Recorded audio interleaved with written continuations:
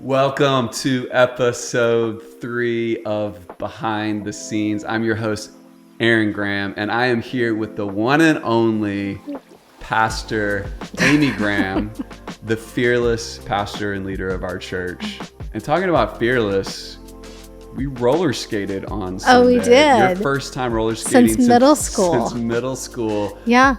Tell us what you were doing. doing. It was kind of like riding a bike to roller skate again. I felt like didn't fall once, but we were celebrating our volunteers, and we had this giant facility where there was roller skating and there was pickleball and ping pong and cornhole. You were doing some kind of 360 situation. I was doing the 360 camera with all the volunteers. That was so fun. But you went to the roller skating and you were out there for like 2 straight hours. 2 hours.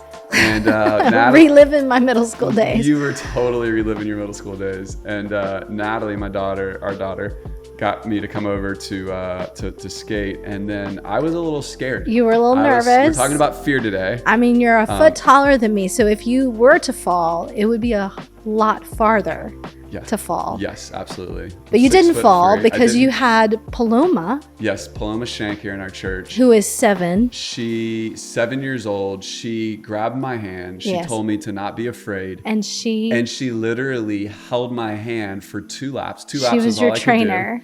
I could do. And she was so sweet because she was like, afterwards, she was like, if there's any other adults that want to learn, I'm happy to teach them. Yeah, Paloma's awesome. Paloma's a BMX biker. She's amazing. She has no fear. I remember when she was like in the Christmas pageant at the church like 2 years ago. And I was like, and I saw her on stage and I was like, she's a natural. She's natural. Like she could be in the movie soon. She should be on this podcast.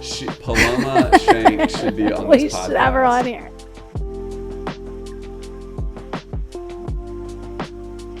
So today we want to talk about being crippled by fear. Being crippled by fear. We're going to talk about it in light of what we're talking about with neighboring, but let's zoom out before we talk about loving thy neighbor. Amy, you've walked with thousands of people in one-on-one counseling over the last many years since we started the church, and you've seen how fear can really paralyze people in a relationship, at work, even spiritually in a community. Tell us about fear and how to think about it on a brain level and on a spiritual level. Yeah, well, fear in and of itself is just a feeling that we get, which I would argue is a gift from the Lord. But how we steward that feeling, how we respond to that feeling can either be a benefit to our lives or it can be crippling. It can be devastating. How is fear a gift?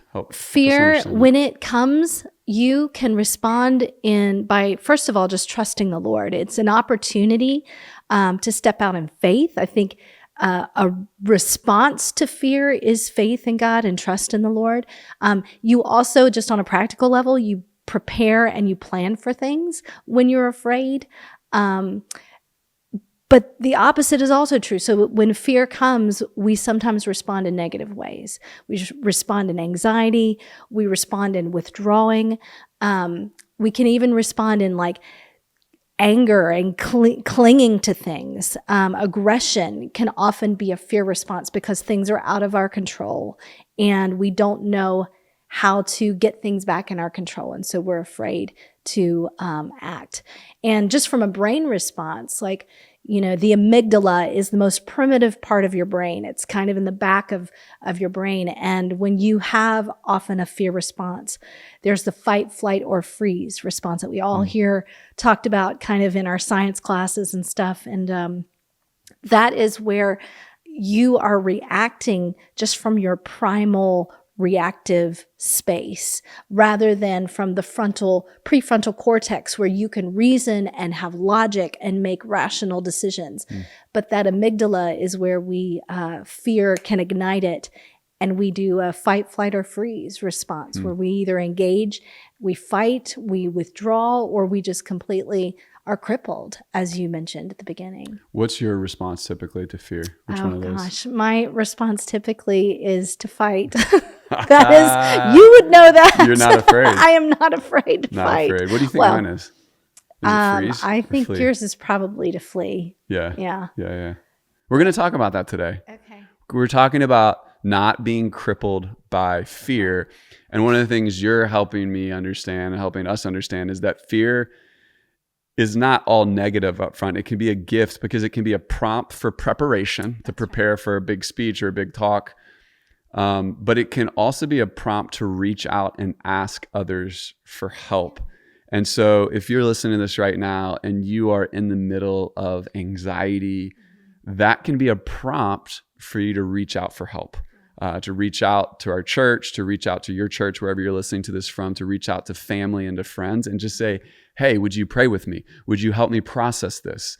You are not meant to do life alone. And when we name our fear, when we get it outside of our body, whether it's writing it out or naming it to another person, then it has less of a hold on us and it keeps us less in bondage. So Absolutely. There's a lot of freedom in just naming what you're afraid of to others. Absolutely. Well, we're in this series called Love Thy Neighbor, Thy Literal Neighbor. Yes. And we've been talking these last few weeks about how do you overcome the many barriers to neighboring in our culture today. And one of them is that there's a good chance that the person that lives next door to you does not look like you, talk like you, walk like you, that there's not a lot in paper that you have in common. And one of the things we did on Sunday was we showed a video interview of me and Keith Moore, who grew up right down the street. You guys got to watch this video. It's just like about a four-minute interview where we told the history of the church. And one of the things we shared in there was that our church was started in the home of former bank robbers. That's right. But we didn't find any of We that didn't money. know that. Oh, we definitely didn't find any that money. money. But it's interesting because the floor of our basement, we had so many issues. We did have issues. Like it was always cracking. We had to replace. You think there was money stuck under there? I think my theory is that these bank robbers dug holes in the basement and then it got covered up and it wasn't very strong. And so the ground kept crackling. We had to replace the basement floor like three times. Yeah, it was pretty rough. But what do you remember, Amy, about the early days of the church, particularly as it related to community and our neighbors? Well, I will say right before we started the church, I mean, it was a 3-year journey, but there were times where fear was so prevalent. I know in my life, because we had just moved to this new city, and the city can be really isolating, very overwhelming, and crippling. I remember being in the home and not feeling safe to just do whatever I felt led to do. And so then when we started the church, I remember when we would come back into town, we'd be flying into DCA airport and you would have this like knot in my stomach. Knot in your stomach. Like you did not feel at home in DC, No, even after being there a few years. And why was that? Well, it was just because we didn't have community. Yeah. We didn't have life here, and everywhere else felt better than here. Yeah. And then when we started the church, when we had something to invite people into, when we had places to gather and have fellowship and community and meals together, everything changed. Everything shifted. And I remember in the early days, something that Keith had mentioned even in his video, is that we would leave our door unlocked. Yeah. Like our door was unlocked. I mean, maybe until we went to bed, but like it was unlocked all the time and people would just come in and out of our house. Yeah.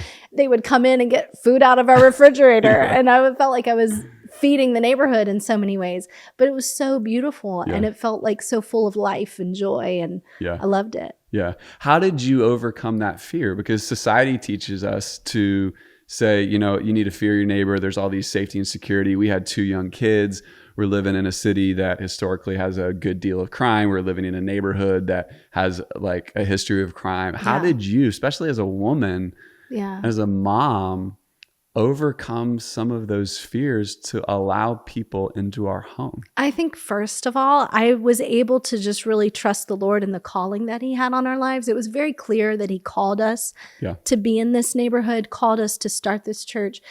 And then beyond that, it was just building relationships. Once you build relationships with people that are different than you, that are in your neighborhood, then you don't have the fear that you had to begin with. So it's really about putting yourself out there and building relationships with other people. It's amazing once you take that risk and build relationships with your neighbors, how it actually makes you safer. Absolutely. Because they look out for you. Yes, they do. Like, then we became known as Pastor Aaron and Amy right. to the street. And our car never got broken into.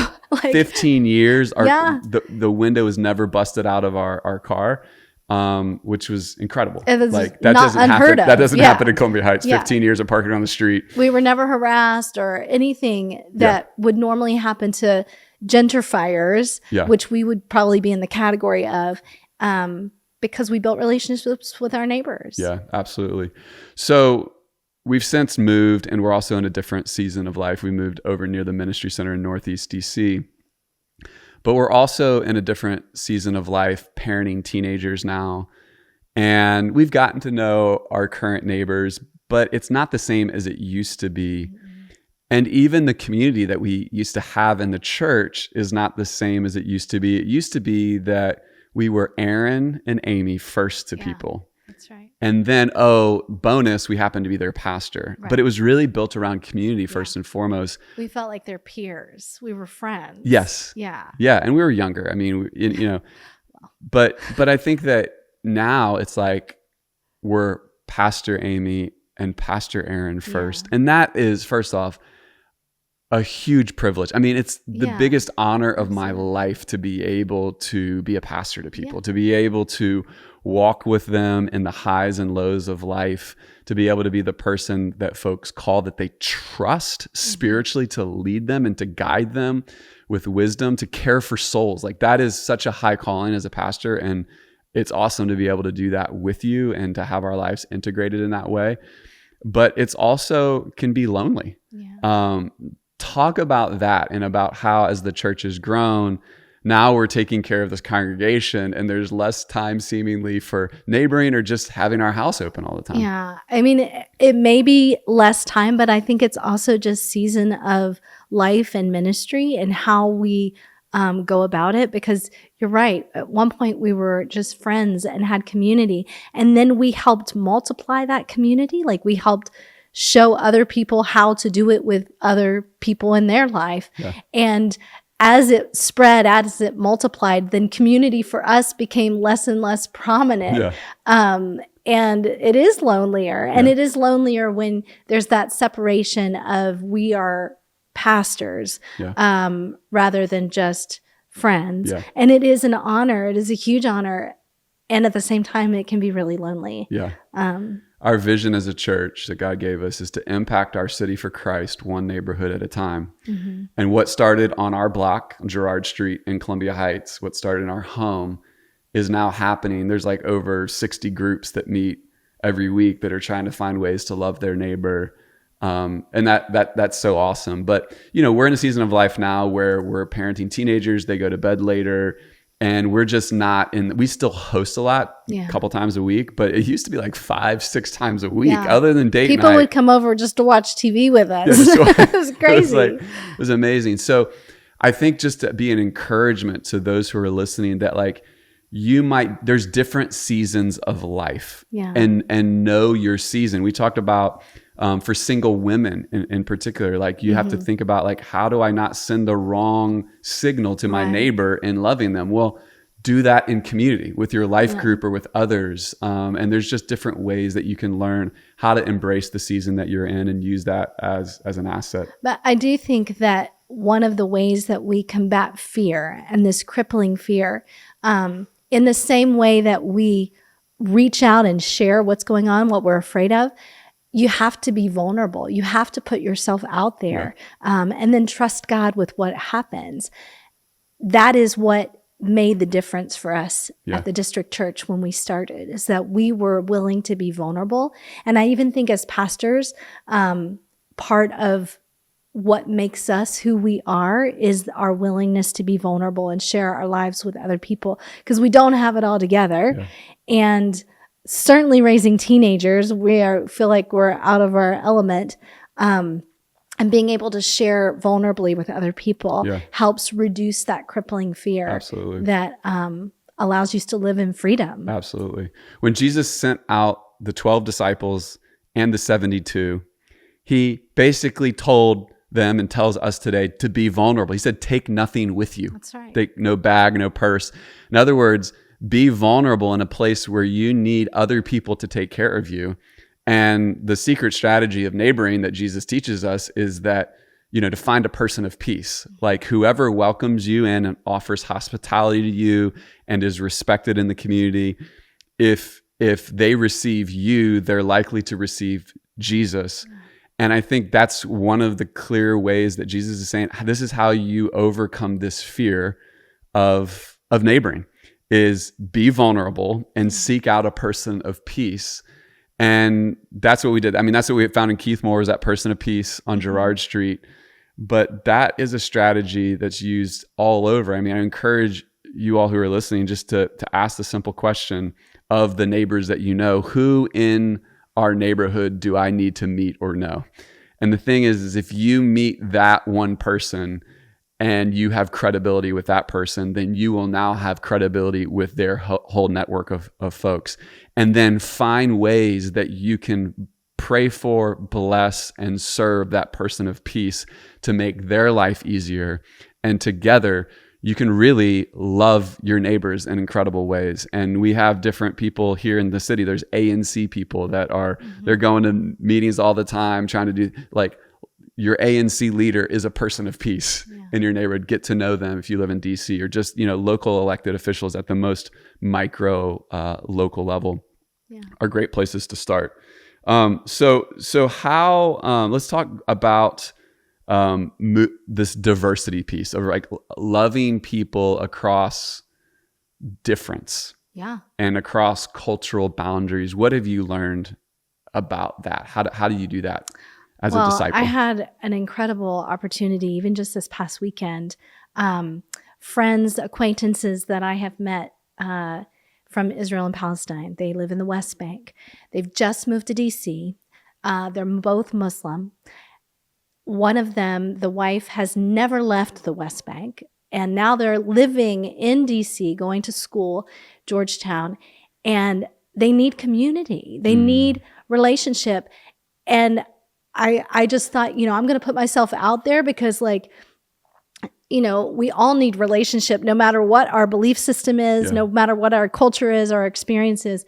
And so I invited them to come on Sunday to our church, and they came, and they were so encouraged, and they're building relationships with people. And so I think, what have I learned? Push through that fear and awkwardness that you have about, sure, I was like, this is going to be a different experience for you guys that you've ever had before. Totally. But we really want you here. We want to meet you and encourage you. And they loved it. And they came, and maybe they'll come again, but just putting yourself out there, I think, and pushing through the fear of what the cultural differences are and all of that, and just saying, hey, we all need love. We all need community, you know?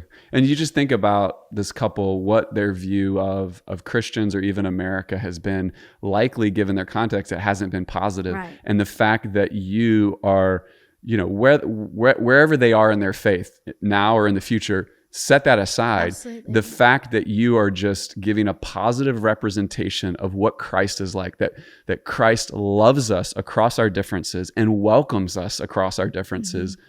What a beautiful witness that is in an increasingly divided world. And I think this is something that we need to practice, particularly in this election season. A lot of us are having contentious conversations at home or with parents or like siblings or loved ones where people are on the different sides of the aisle. There's no middle right now. Yeah. It's running far to the right or to the left. For you to be able to really welcome someone, to listen to them, hear their point of view, even if you don't agree with it, is really needed. Mm-hmm. And I think that's what we're called to as Christians, is to speak the truth in love. Jesus came full of grace, and he came full of truth. And I know for me, going back to what we talked about at the beginning, when I have fear, my tendency is to flee. Right, is to withdraw. Yeah. So I want to play it safe. And yet one of the things that God has really challenged me, particularly in this last season, Galatians 1:10, where Paul says, if I was still trying to please people, I would no longer be a minister of the gospel. Right. And I've realized that my desire to serve and please people can come into conflict with my need to honor God first and foremost in my life. Yeah. Paul said, I am not ashamed of the gospel because it is the power of salvation for whoever would believe, first for the Jews and then the Gentiles. And so I know for me, like I am on a war right now against how secular culture is picking off people in the church right now and mixing truth with a lie to deceive particularly young believers who move to a big city like DC and water down their faith to the point that they deny their faith. Yeah. And this is like fire shut up in my bones. Mm-hmm. And I'm just getting to a place where I'm saying, you know what? I've held this message in for so long and I've seen the devil pick person after person off. And I'm tired. I'm not going to hold it anymore. I'm going to share that. But I can do that in a way that I'm speaking the truth in love and I'm holding that together. And you've always modeled that well because your response to fear is you're willing to engage. Yeah. And you just have such a beautiful heart that people hear it and love. I hope that that's true. But what can you tell us, just as we close today, what can you tell us to encourage those who might have different responses to fear, fight, flight, or freeze? How do you obey God's calling on your life to step out and to love someone who might be different than you? How do you overcome that crippling fear? I think the thing that you have to recognize is that fear is also driving everyone else's responses to things. And so it levels the playing field. If you can acknowledge we're all dealing with fear, then you can more easily push through it and trust the Lord. And it ultimately is all about what God's doing in people's lives, how God is leading you, but also how God is drawing other people to himself and how he's transforming lives. So the message that you have shut up in your bones that needs to be proclaimed, God is going to take that and transform people's lives. And you just get to just like open your hands to the Lord to let him do that. There's a lot of fear in that because it's like, I don't get to control what happens. At the same time, like it's all about the Lord and what he wants to do, how he wants to change people's lives and how he wants to bring honor and glory to his name. And that takes away my fear. Yeah. Like I don't have to worry about it. I don't have to hold it. I just trust him with it. Yeah, so that's good. The scripture says, God has not given you a spirit of fear, but of love, power, and a sound mind. Do not be anxious for anything, but in everything by prayer and petition, make your request known first to God, and the God of peace, which transcends all understanding, will guard your heart and mind in Christ Jesus. The scripture says over and over, do not fear. God is with you. Love you guys. Thanks so much for joining us for episode 3 of Behind the Scenes. We'll see you soon. See you soon. Thanks for joining.